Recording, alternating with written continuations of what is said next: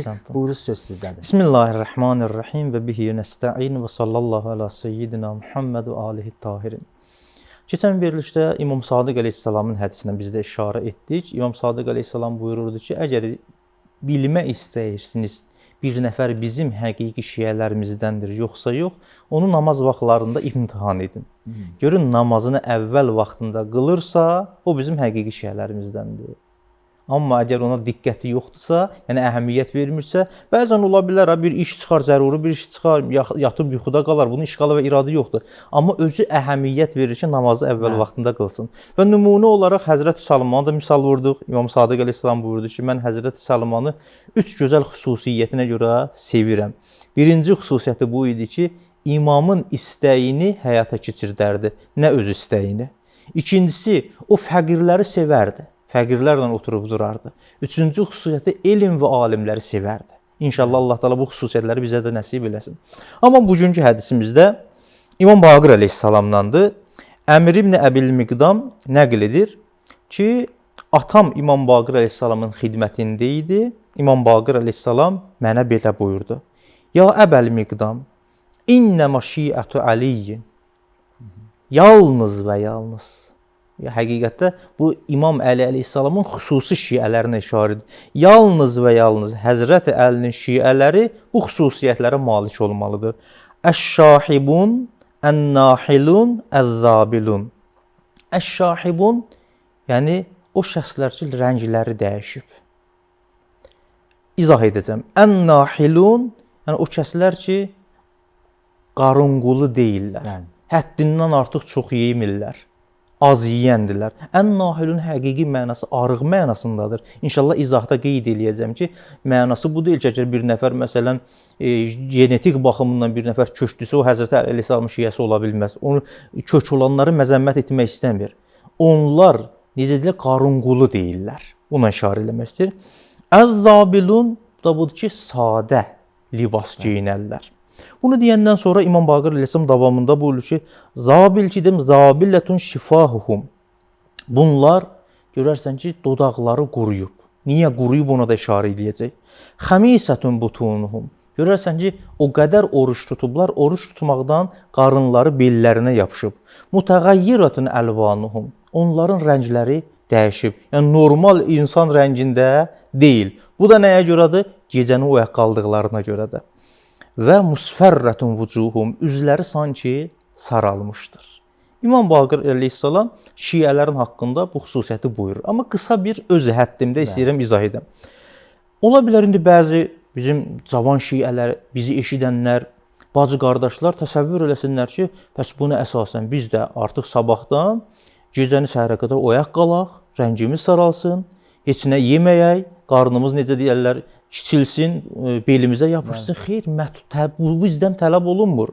Biz adi halda normal hətta yeməliyik də, normal hətta yatmalıyıq da. Bunların həqiqətdə mənası bunun laziməsidir. İmam Əli əleyhissalamın şiələri budur ki, rəngləri solub, yəni mənası bu gecə namaz əhlidirlər. Gecənin hamısını yatmazlar. Hətta Allah Teala Qur'an-ı Kərimdə Peyğəmbərimizə xitab eləndə demir ki, bütün gecəni əvvəldən axıra qədər sən elə oyaq qalmalısan. Yəni qeydi qalib budur. Yəni çox vaxt belə olarlar. Çox vaxt belə olarlar. Baxın, demək istəyirəm ki, həqiqətdə hədəf bu deyil ki, insan arıq olsun. Hədəf budur ki, az yeyən olsun. İndi az yeyəndə bir nəfər genetik baxımdan kök də olsa onun heç problemi və müşkili yoxdur. Və sizin buyurduğunuz kimi İmam Baqir əleyhissalamın kəlamında bu sifətlər qalibən belə olar. Amma diqqət edək, Allah Teala Qur'an-ı Kərim əziz peyğəmbərimizə qoyur və minəlləyli fəscudu ləhu. Minəlləyli. Burada min ərəb dilindən başa çıxanda bilirlər. Bəz mənasındadır. Gecənin bir hissəsini. Yəni şiə də gərək gecənin bir hissəsini Allahla münacat etmək üçün ayırsın. Və mən hal-hazırda da, indi əziz tamaşaçılarda yəqin ki, belə möminlərə rast gəliblər. Bəziləri simasına baxanda görürsən ki, bu nur yağır. Qətlən insan bu cürə şəxsiyyətə görəndə bilirsən ki, bunlar gecə namaz əhlidir. Yəni gecə namazının gözəl xüsusiyyətlərindən də biri budur ki, insana xüsusi bir nuraniyyət gətirir. Əlbəttə yenə qeyd edirəm, hədəfimiz bu olmasın ki, biz gecə namazı qılaq, üzümüz nuraniləşsin. Əgər bu niyyətlə namaz qılsaq, namazımız batildir. Biz sırf Allaha xatir, sırf əhl-i beytə özümüzü oxşatmaq məqsədi ilə gecənin bir hissəsində 10 dəqiqə sübh namazından qabaq durub gecə namazı qılaq. Ta ki özümüzü həqiqi şiə edək. Əş-şahibunən nahilunə zabiun xəmisətun butunuhum mutəğayyiratun əlvanuhum. Buna qısa izah verdim. Davamında imam buyurur. İza cənnəhumul leyl ittəxədul ərzə firasha. Gecə ki daxil oldu, gecə daxil olacaq, bunlar dərhal gedib yatarlar. Ola bilər keçmiş zamanda bunu rahat dərk eləmək olardı. Nə televizor var idi, nə internet var idi, nə deyək indiki zamanda olduğu kimi işıq var idi, oturarlar məsələn söhbət edilər. Amma indi necə? İndi biz gecə daxil olan kimi, yəni biz öz həyatımızı deyək, nə ilə məşğul oluruq? Bunlar deyir ki, gecənin əvvəl vaxtında yatarlar və stəqbəlul ərzə bicibahim. Ta ki sübh namazından, gecənin yarısından keçdikdən sonra qalxsınlar, alınları ilə gəlsinlər yerə. Yəni alınları da qoysunlar nəyə? Torpağı üzərinə, möhrün üzərinə səcdə eləsinlər. Amma indi gəl özümüzü biz ki hələ güya İmam Əli əleyhissalamın şiələrindən deyək, müqayisə edək. Gecənin vaxtında Azər müəllim, mən özümə deyirəm. Nə ilə məşğul oluruq adətən? Mən də əksəriyyətini deyirəm. İnşallah ki, İmam Əli əleyhissalamın həqiqi şiələri vardır ki, buna da əməl edirlər. Biz adətən dururuq, məsələn, istədiyimiz seriallara baxırıq. Bu serial qutardı, başqa bir serial. Görürük ki, məsələn, gözəl bir dənə futbol gedir. Məsələn, hansı ölkə ilənsə başqa ölkə futbol yarışı gedir. Ona baxırıq. O qutardı, atırıq, kanalı dəyişirik. Kanalda maşallah bir dənə, iki dənə deyir ki, o qədər kanallar vardı, yüzlərlə kanal. Baxırıq, axtarırıq. Xoşumuza nə gəldi, ona baxırıq. Amma imamlarımız, imamların həqiqi şiələri belə olmayıblar. Gecənin əvvəl vaxtı bəzən sual edirlər, sizə də rast gələr. Biz necə edək ki, sübh namazına duraq? Yəni sübh namazına durmaq çətinlik çəkirlər bəziləri.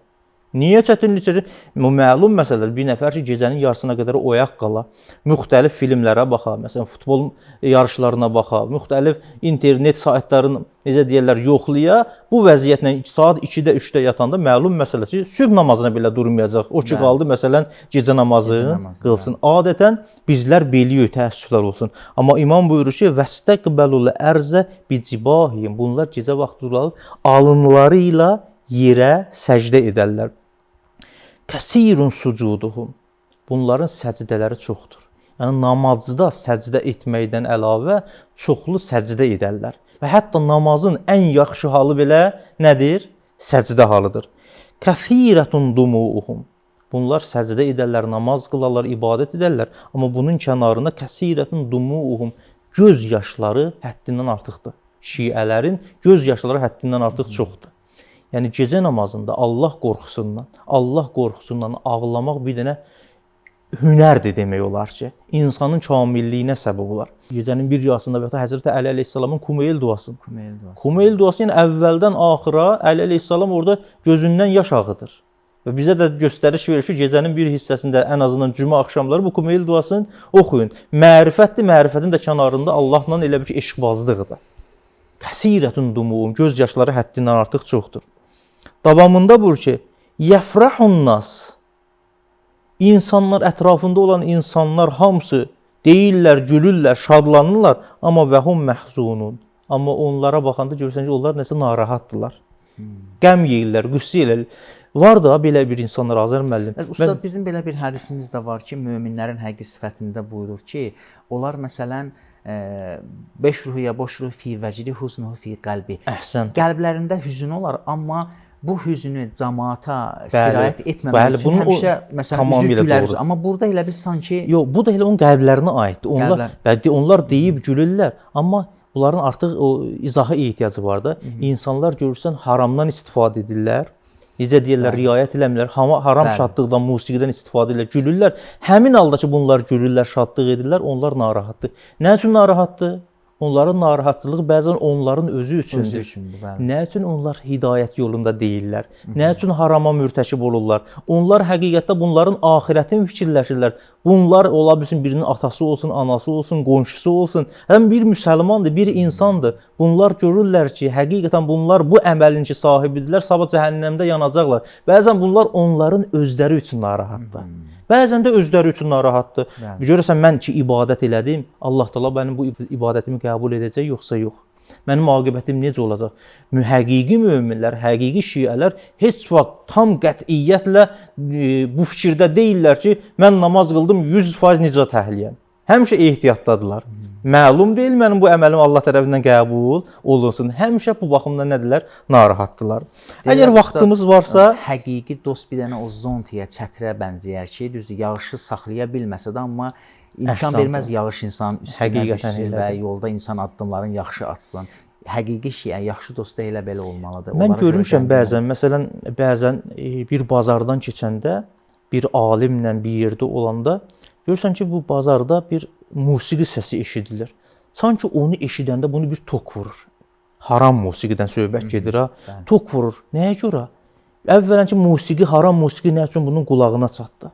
Bəzi alimlər var. Məsələn, görürsən ki, hicabsız qadınları görəndə çox narahat olurlar. Sən vicdan əzabı çəkirlər. Çox narahatdırlar. Nə üçün mənim gözüm hicabsız bir xanıma yetişdi?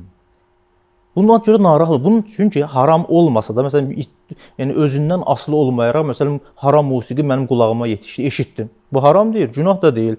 Gedirəm bir məntəqədə yaşayıram, hicabı riayət eləmirlər. Gözümə dəyir, bu günah deyil.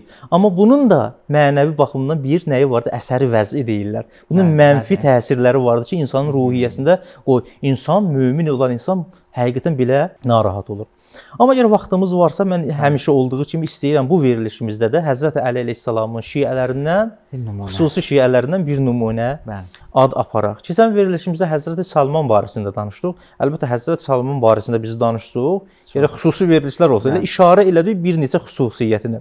İstəyirəm bu günləri Əbu Zər Ğifari barəsində danışım. Əbu Zər Ğifari əsl adı Cündəb ibn Cunadədir.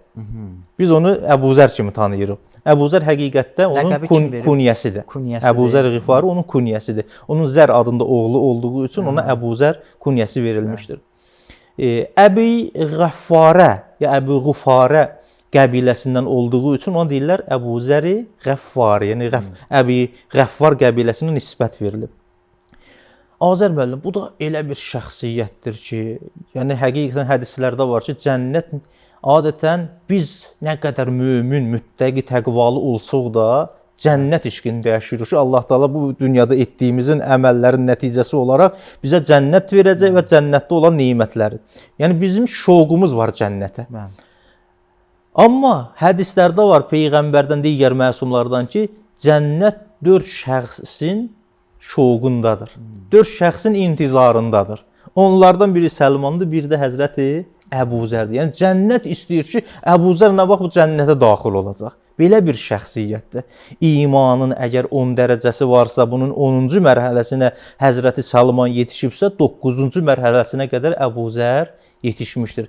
Əbu Zərin ən gözəl xüsusiyyəti və xüsusən də biz ruhanilərə öyrənməli olduğumuz xüsusiyyətlərdən biri budur ki, o heç vaxt, heç bir halda nəhiyyəz münkərdən əl götürmədi. 3-cü xəlifənin dövründə Mədinədə gedərdi saraya, 3-cü xəlifə muzi ilərdi. Sən bunu səhv edirsən. Beytülmal bu qədər qalıb, nə üçün öz qohum əqrabana təqsim edirsən, amma ac, yalavac, fəqir müsəlmanlar vardı. Nə üçün ona vermirsən? Peyğəmbərimiz yatan vaxtında, gecə vaxtında Beytülmaldan öz evində saxlamazdı. Bir dəfə bir miqdar qalmışdı, narahat oldu ki, mən yataram, Əzrail gələr, ömrüm tamam olar, Beytülmal mənim evimdə qalar. Çox narahat idi buna görə. Amma sən nə üçün bu qədər Beytülmala əhəmiyyətsiz yanaşırsan? Bunlar haqqunasdır. O qədər nəhiyyəz münkər etdi. Axırda 3-cü xəlifə bunu sürgünlətdirdi Şam şəhərinə. Şamda da başladı Muaviyyəni muizə eləməyə. Əl çəkmədi muizəsindən. Hətta müxtəlif yollardan istifadə etdilər ki, Əbu Zəri alsınlar. Pul gətirərdi, xüsusi Muaviyyə pul göndərərdi. Bunu verin Əbu Zərə. Amma Əbu Zər almazdı. Günlərin birində Muaviyyə bir quluna dedi ki, bu məbləğdə, böyük bir məbləğdə pul idi. Apar bunu, ver Əbu Zərə.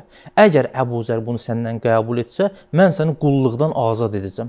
Azad insan kimi gedib istədiyin yerdə yaşaya bilərsən. Bu da gəldi Əbu Zərin yanına. Ya Əbu Zər, bunu al. Müxtəlif vəsilələrdən istifadə edirlər ki, Əbu Zər bunu alsın, ta o azad olsun. Əbu Zər, yox, bu mən ala bilmərəm. Dedi ki, ya Əbu Zər, sən istəmirsən ki, Allah yolunda bir qul azad olunsun? Əbu Zər dedi, vallahi mən çox istəyirəm sən azad olasan. Amma qorxuram ki, bu pulu almaqla sən qulluqdan azad olasan, mən özüm Muaviyənin quluna çevrilərəm. Gör nə qədər mərifət sahibi idi. Hətta bir hədisdə vardı ki, bir dəfə yenə pul göndərirlər ki, Əbu Zəri alsınlar. Əbu Zər almır onu. Bu xəbər Əli əleyhissalama çatır. And olsun Allaha, Əbu Zər ki, bu pulu almadı. 3 gün idi ki, Əbu Zər ac idi. 3 gün ac idi, yəni ehtiyacı bu qədər var idi. Amma vilayətdən, imamətdən, imanından əl götürə bilmədi.